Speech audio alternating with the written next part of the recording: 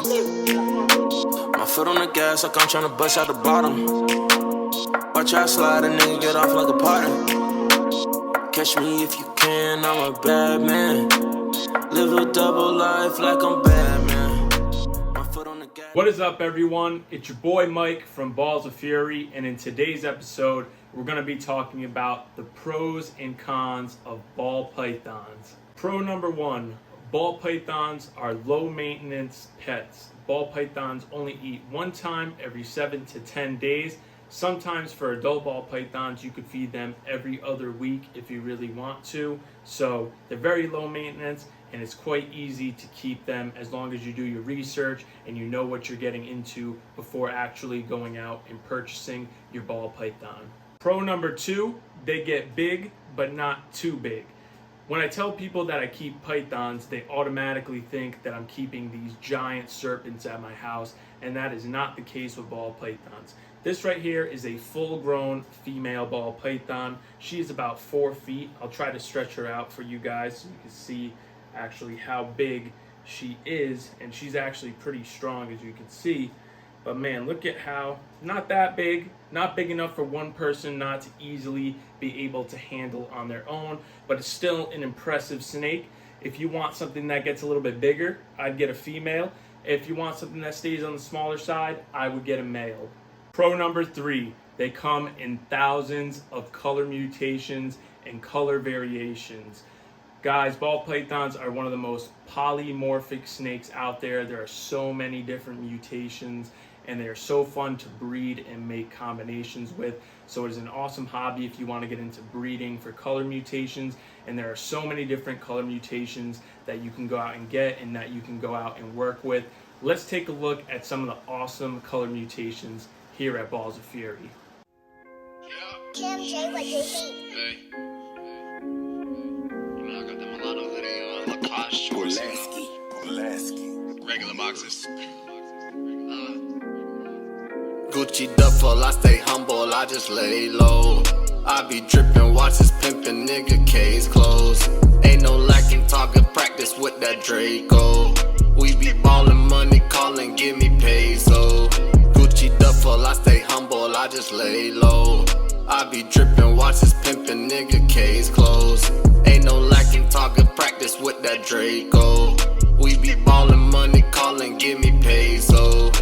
The money keep callin', stack it and flip it and run up them digits, a nigga be ballin'. Kyrie with the handles, I'm pulling that random, there's no other option. I never been greedy, my family, they need me, they know how I'm rockin'. They know how I'm rockin', yeah. Shorty, what poppin'? I'm thinking about taking you shopping. My niggas, they litty, we run in the city, it's funny cause no one can stop me. People keep asking, I thought you were trapping. It ain't no acting, cause we bout that action.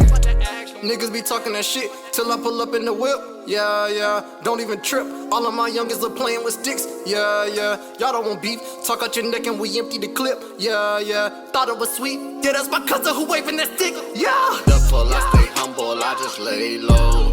I be drippin', watches pimpin', nigga, case closed. Ain't no lacking, talkin' practice with that Draco.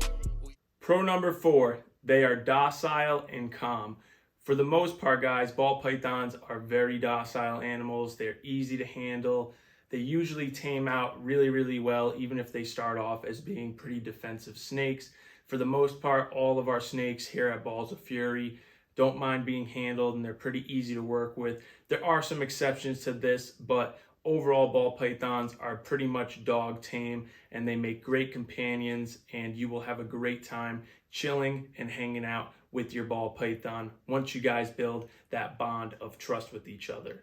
Now let's talk about the cons of keeping ball pythons. Con number one, ball pythons can be picky feeders, and they do eat rodents. Their diet primarily consists of mice and rats. Now you have the option of choosing to feed them live prey or frozen thawed prey. However, just realize that some individual snakes will be so picky that they may not ever take frozen thawed prey, and you may have to feed them live prey. If there's something that you're not willing to do, then a ball python may not be the right pet for you. However, let's take a look at some of our snakes actually eating, and I will explain this a little bit more to you guys. Here at Balls of Fury, we feed our snakes live prey. The pros of feeding live prey is that it's fresh, it's warm enough, so the snake always has a nice body heat signature to strike off of, and it also gives the snake some enrichment as far as hunting and using its natural instincts that it would in the wild. The cons of feeding live prey is that the prey can fight back or injure the snake. So you never want to leave live prey unattended with your snake, and you always want to intervene if the snake gets a bad strike and the rodent's head is free and can bite the snake. So this is something to keep in mind. And like I said, some snakes are so picky that they will only take live food. So keep that in mind before you get a ball python. Con number 2, ball pythons are boring to handle. Now, I personally don't think ball pythons are boring to handle. Some people do. They've been referred to as the pet rock of snakes because most of the time they'll pretty much sit still and they won't really move too much. However, I do have some snakes here that always are on the move and are always a fun time to handle. So it kind of goes both ways. It's a pro and it's a con at the same time. If you want a snake that is more active and you can watch in its enclosure and you can handle it and it moves around and climbs quite a bit, then a ball python might not be for you. However, I do kind of like when they just chill out and will watch TV with you and just kind of sit there and relax with you. I think it's pretty therapeutic. It's almost like having a lap snake. So this one is kind of half a pro, half a con in my opinion, but some people think that this is a con and that they're boring, so I added that in there. But in my opinion, I don't think it's a con, and I think they're pretty freaking awesome and not boring at all. Overall, ball pythons make great pets, and I think that the pros outweigh the cons of them. I love keeping ball pythons. They are my absolute favorite snakes, and they are so rewarding to keep in captivity, and they're so rewarding to breed in captivity.